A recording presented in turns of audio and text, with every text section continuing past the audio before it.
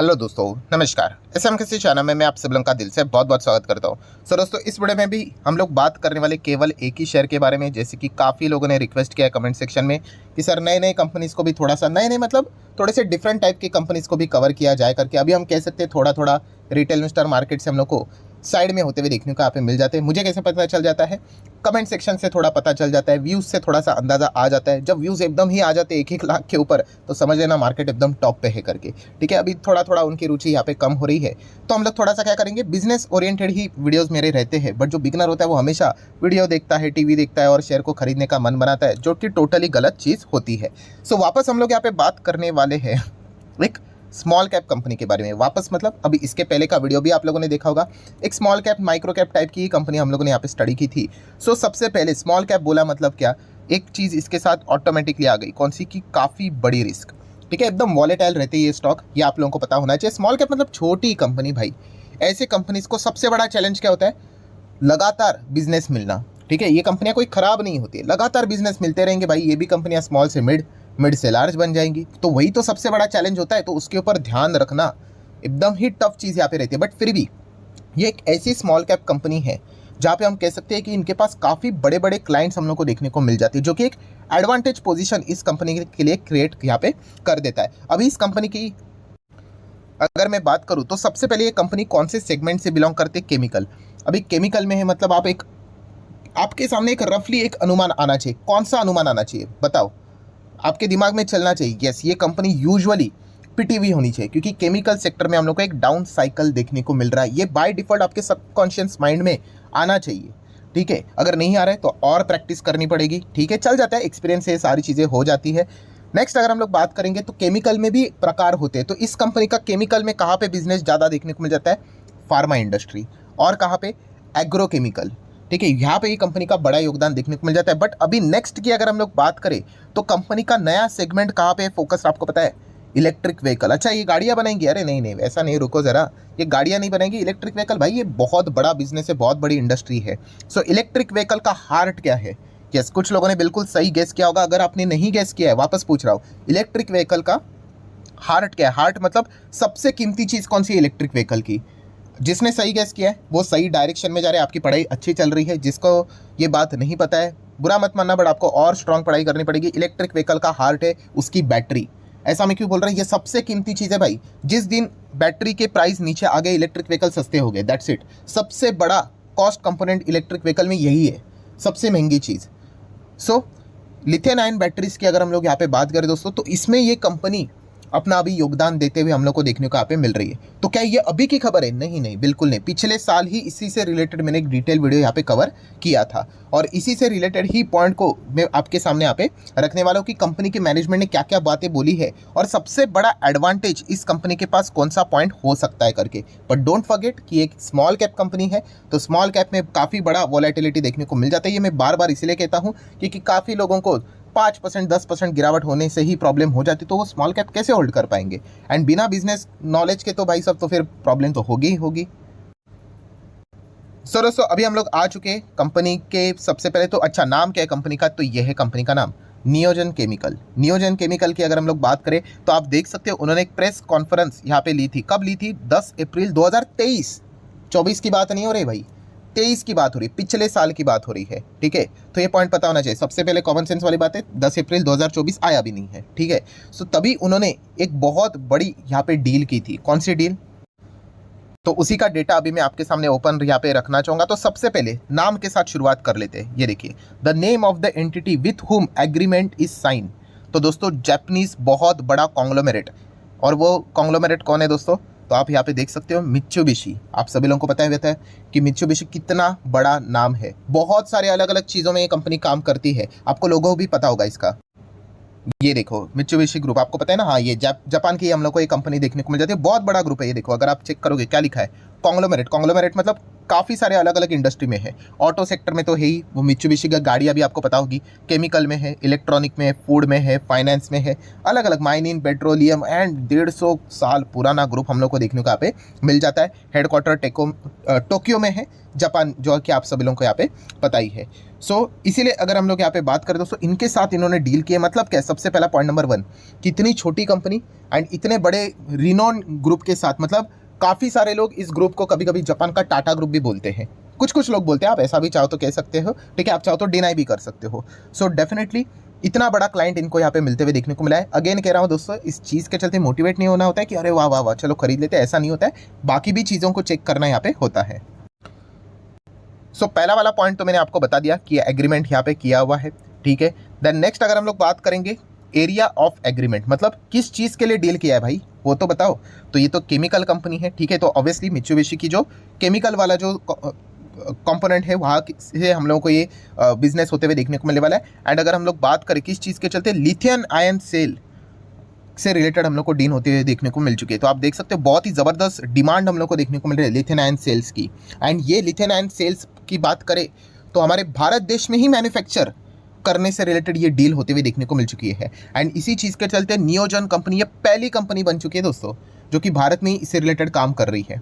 अभी अगर मैं बात करूँ इसकी जो रिक्वायरमेंट है, ओला की बात करें, ठीक है, और भी अलग अलग कंपनीज है, ठीक है, वो ये सारी चीज़ें क्या करती है, बाहर से एक्सपोर्ट करवाती है।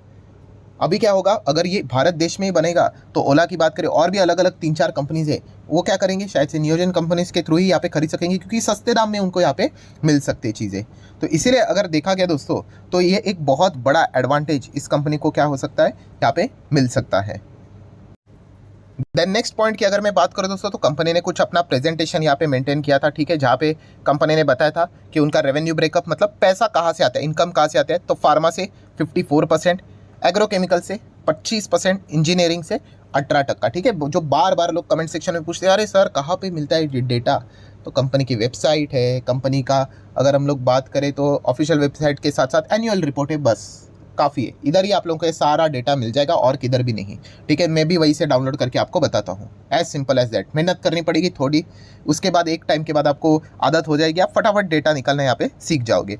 नेक्स्ट अगर हम लोग बात करेंगे दोस्तों, तो ये देखिए इस कंपनी के कुछ वेल पॉपुलर रिनोन क्लाइंट्स आप यहाँ पे देख सकते हो, जैसे कि फार्मा एग्रोकेमिकल में कंपनी का नाम है तो सन फार्मा इनका क्लाइंट है। एक स्मॉल कैप कंपनी के लिए ऐसे क्लाइंट होना काफ़ी अच्छी बात है।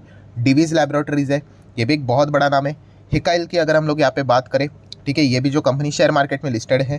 देन उसी के साथ साथ अगर आप चेक करोगे थर्मैक्स भी है, एक बहुत बड़ी कंपनी का नाम देखने को मिल रहा है। किर्लोस्कर की अगर बात करें, देन उसी के साथ साथ टाटा ग्रुप की वोल्टास भी है।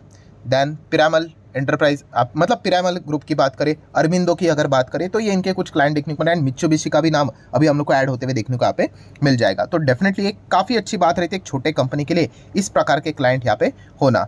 आप यहाँ पे देख सकते हो कंपनी ने यहाँ पे बताया था कि लिथियम बैटरी सेक्टर आने वाले समय में काफ़ी अच्छा कर सकता है, इसीलिए वो यहाँ पे इस सेक्टर में यहाँ पे आना पसंद करेंगे। एंड आत्मनिर्भर भारत का नारा गवर्नमेंट ने यहाँ पे देके रखा हुआ है, ठीक है, तो इस चीज़ के चलते वो आगे बढ़ना चाहेंगे। सरकार PLI स्कीम के चलते भी ईवी एडॉप्शन को ज़्यादा से ज़्यादा इंकरेज कर रही है। अभी रिसेंटली रिपोर्ट भी मैंने आपके सामने रख दी, 66% की ग्रोथ हम लोग को इलेक्ट्रिक व्हीकल में होते हुए देखने को मिल रही है।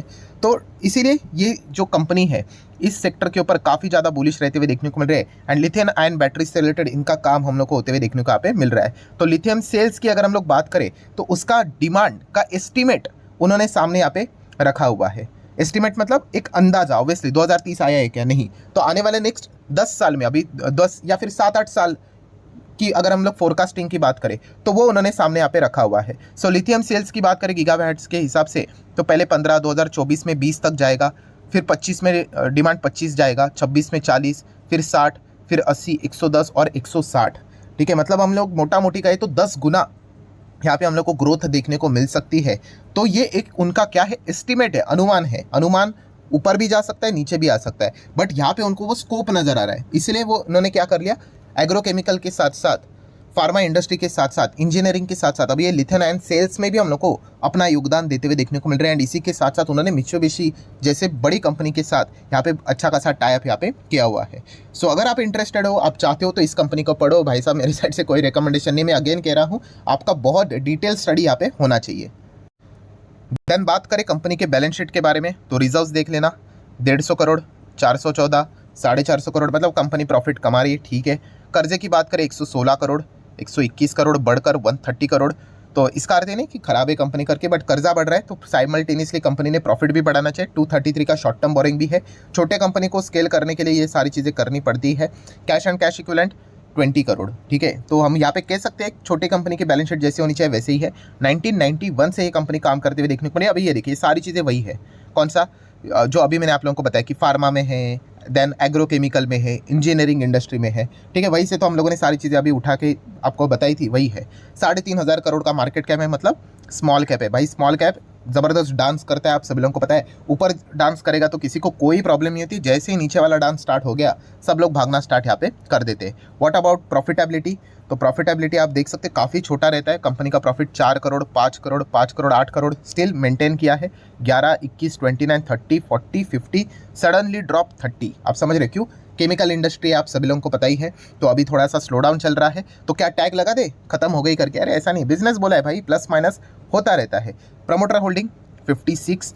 नेक्स्ट 4.5 FIS DS को काफ़ी भरोसा है इस कंपनी के ऊपर। 22-23% की होल्डिंग है। पब्लिक 15-16 के करीब हम लोग को होल्डिंग देखने को मिल रही है। मतलब हम कह सकते हैं एक डिसेंट शेयर होल्डिंग पैटर्न नजर आ रहा है। पीडीएफ अगर आप देखोगे तो अच्छा खासा हम लोग को 85%, 80+% का पीडीएफ देखने को यहाँ पे मिल रहा है। पीडीएफ बोले तो प्रमोटर, डीएस, एफआईएस, तो इनके पास ज़्यादा शेयर्स रहेंगे तो एक अच्छा सिग्नल माना जाता है। ये कोई कंक्लूजन होता नहीं है। सो नियोजन केमिकल की बात करें, आप चाहो तो इसको स्टडी कर सकते हो। अगेन कह रहा हूँ, शेयर मार्केट में पैसा लगाना बच्चों का खेले, बट लॉजिकली पैसा लगाना, उसके ऊपर स्टडी करके जाना, ये सबसे टफ चीज़ होती है।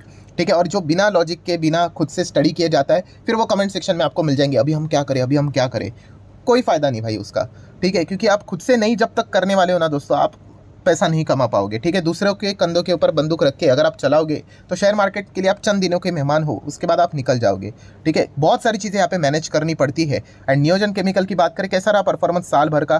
तो केमिकल है तो अभी आप देख सकते हो, वाह, टॉप से तो काफ़ी ज़बरदस्त हम लोग को गिरते हुए देखने को मिल चुका है। लगभग टॉप से कितना डाउन है? 30% डाउन है। ठीक है, तो अच्छी खासी पिटाई होते हुए देखने को मिल चुकी है। स्मॉल कैप का मतलब हम कह सकते हैं जिन्होंने भी निवेश करके रखा होगा स्मॉल कैप क्या होता है, उनको एक अंदाज़ा यहाँ पे लग चुका होगा कि कितनी अच्छी खासी पिटाई होती है। What about 5 years? ये देखो, ये सबको चाहिए, 400% चाहिए मुझे। ठीक है, बट भाई इतना सिंपली वो आपको 400% नहीं देंगे, इतने बार तोड़ेंगे आपको, इतनी बार तोड़ेंगे। ठीक है, जो लॉजिकल होता है ना भाई, वो बिजनेस को समझकर ही रिस्क लेकर चलता है, वो ऐसे सिचुएशंस में मतलब वो रिटर्न्स डिजर्व करता है। बाकी लोग तो छोड़ ही देंगे, आपको पता ही है, पिटाई होती है तो हर कोई भाग ही जाता है। तो इतना सिंपल नहीं होता है इन स्टॉक्स में। तो डेफिनेटली आप चाहो तो इस कंपनी को स्टडी कर सकते हो। मैक्सिमम चार्ट पैटर्न भी कुछ ऐसा हम लोग को फिलहाल तो देखने को मिल रहा है। ऑब्वियसली ऐसे कंपनीज के पी हायर लेवल पे ही देखने को मिल जाते हैं, क्योंकि इनका रेवेन्यू बढ़ेगा, प्रॉफिट बढ़ेगा, ईपीएस बढ़ेगा, मतलब अर्निंग बढ़ेंगे तो पी नीचे यहाँ पे आएगा। तो ये लॉजिक भी आप लोगों को पता है यहाँ पे होना चाहिए। तो जितना भी इंपॉर्टेंट पॉइंट था सारे मेरे साइड से कवर कर लिए हैं। ब्लाइंडली कोई भी डिसीजन मत ले लेना। अभी Q4 के नंबर भी आने वाले हैं, उसके बाद आराम से डिसीजन ले सकते हो। फिलहाल केमिकल सेक्टर में एक स्लो डाउन देखने को मिल रहा है, तो इंप्रेसिव नंबर होने के चांसेस कम रहेंगे। बट भविष्य की अगर हम लोग बात करें तो ये जो बैटरी सेगमेंट में ये एंटर यहाँ पे कर रहे हैं, ये रेवेन्यू कंपोनेंट में एक काफ़ी सिग्निफिकेंटली पोर्शन यहाँ पे ऐड करने का दमखम रखता है। बट कंपनी ने भी कहा है कि 10-10 साल का वो विजन लेकर यहाँ पे चलते हैं। ठीक है, तो अगर आप 10 महीने का विजन लेकर चलोगे, 10 दिन का लेकर चलोगे तो कैसे चलेगा?